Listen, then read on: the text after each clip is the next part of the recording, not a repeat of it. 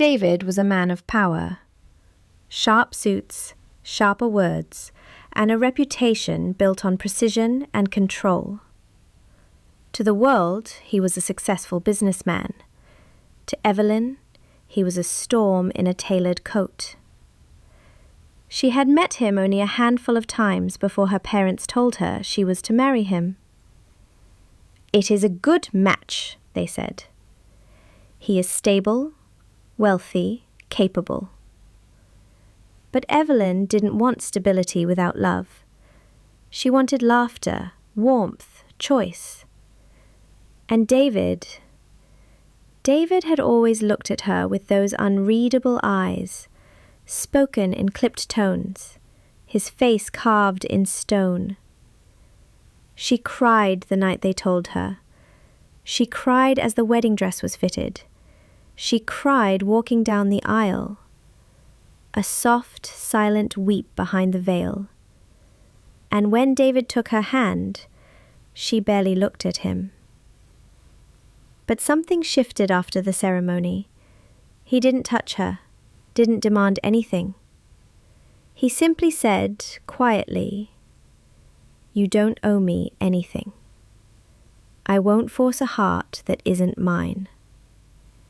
They lived in the same house, distant at first, but slowly Evelyn began to notice the details. The way David always left fresh flowers on the kitchen table, never the same kind twice. The way he never raised his voice, no matter how tense the day had been. The way he asked if she'd eaten before asking about anything else. One rainy afternoon, she got caught outside.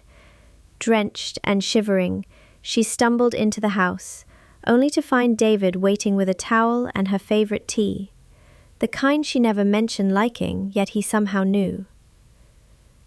"You should have called," he said softly. "I didn't think you'd care," she replied. "I always care," he said, "even if I don't say it well." She looked at him for a long time, really looked. And suddenly he didn't seem so angry, just lonely, guarded.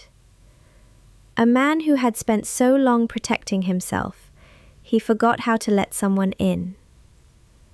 The days passed. They started having dinner together, talking, laughing. She learned he loved poetry but was too embarrassed to admit it.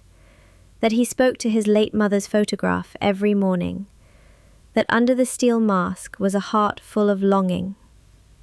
And one quiet night, as they sat beneath the stars on the balcony, Evelyn rested her head on David's shoulder. "I think," she whispered, "I was wrong about you." He turned to her, unsure. "You're not angry," she said. "You're just afraid to be soft." He smiled. Not the cold one she had seen in the boardroom, but a real one, hesitant and beautiful. "I was only ever soft for you," he said.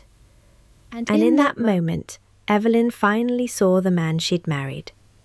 Not the one others feared, but the one who had quietly, patiently loved her from the very start. And this time, her tears were not of sorrow, but of something new, something tender, something real.